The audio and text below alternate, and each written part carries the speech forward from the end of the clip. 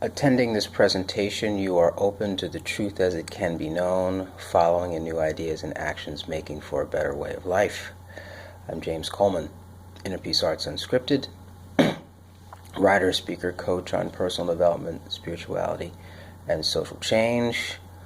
Subscribe, sign up for the blog, Facebook and Twitter, and email me, innerpeacearts@protonmail.com. Facebook is innerpeacearts1, and the blog is at innerpeacearts.wordpress.com.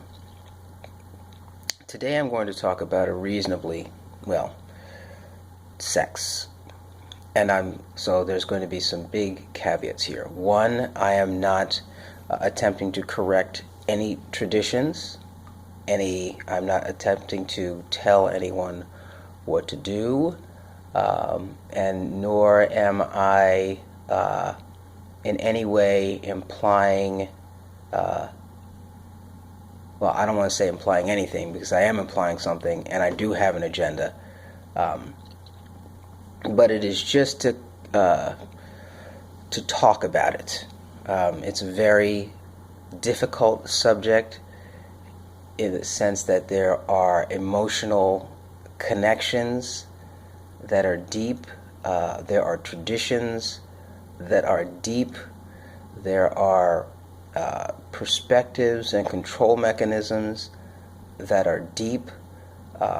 It is a tool that is used by the ruling class to control people, control where they go, what they do, how they do, why they do. It's a biological programming that's extremely powerful, misunderstood in many ways, and it's related to how people grow up, music and media, how you relate to people, how things are organized, how there's a lot there. And so why do I bring it up? I bring it up, one, because it's an important part of our lives, dealing with it, if not actually engaging in it, right? Because there's some traditions that say, no, you can't do that, and that's how they deal with it. And again, I am not coming against any traditions, just starting to, what's my point in doing this? My point is to open up the agenda a little bit so that it's not hidden, so that there's not this notion of inner peace arts as all lofty, and not kind of dealing with real things and real feelings and reality and things that are important in our lives. And it's this is, even let's just say let's go with the sex therapist. Okay, that's what they do for a living, and it's still kind of odd. And even as a professional, right, I'm sure they may still have questions, concerns, comments, unease about certain things within themselves, since as I've gotten to know therapists and the therapeutic world, there are a lot of people who are in that world who are not well, so they're able to dish out advice but can't follow it themselves, which I think creates for a spiritual situation where it's not actually helpful. So what you're doing in that position is you're not actually you're helping the person to cope with their situation, but not actually come to a resolution, because you yourself are not operating in a spirit of resolution. I've found this to be true for myself as I'm coming to be more comfortable with, and the ideas that flow through me are more aligned. I'm finding that I'm much more able to communicate them well in such a way that people are impacted by it at a deeper level than just head knowledge. It's the classic Jesus taught not as the scribes, right? It's like, I read it in a book and I can tell you.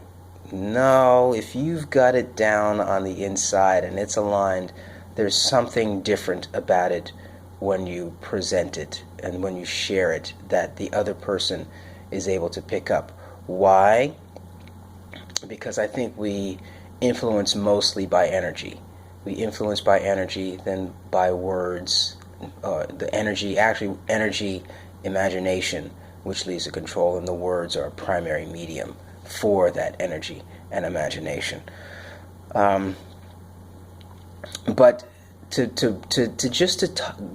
bring up the subject and to make some observations about it, right?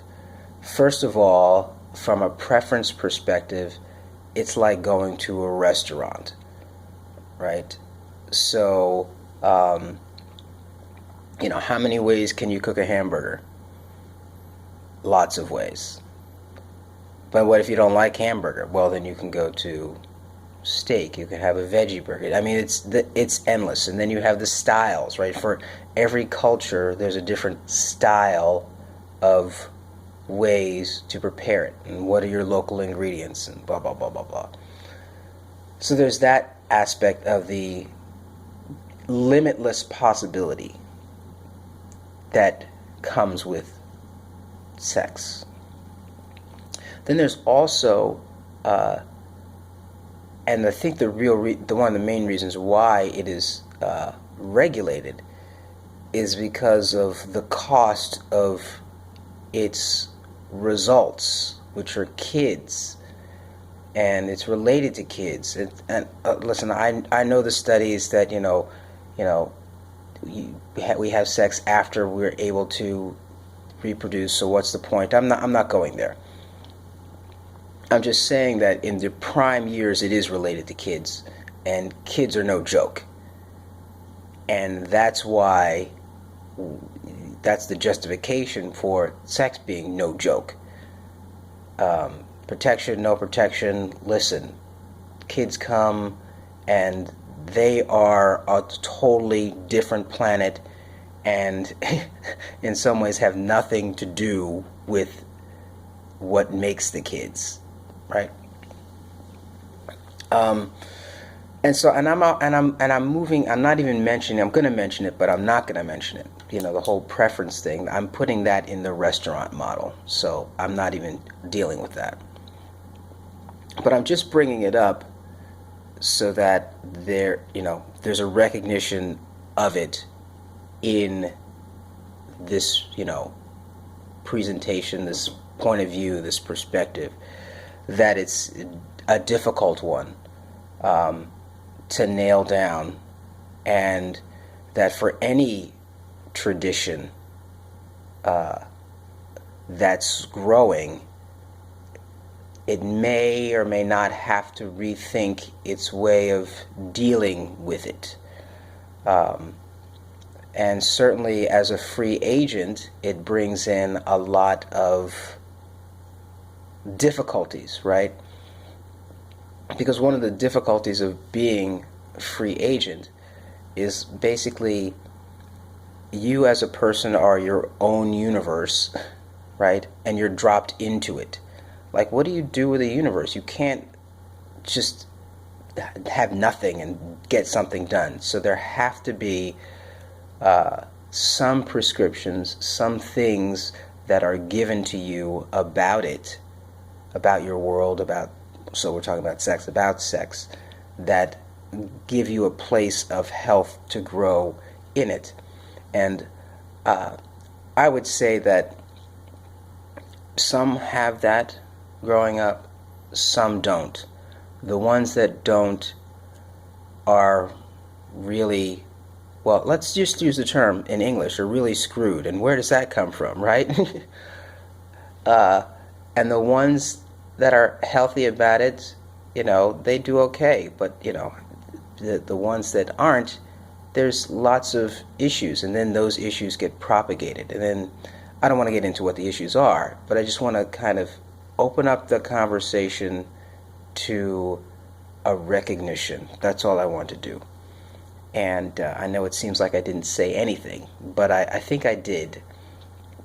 And I think just the word itself has a whole host of, you could talk about it forever. I mean, and little kids, it's amazing how they deal with it, and they're just like, doo-doo-doo.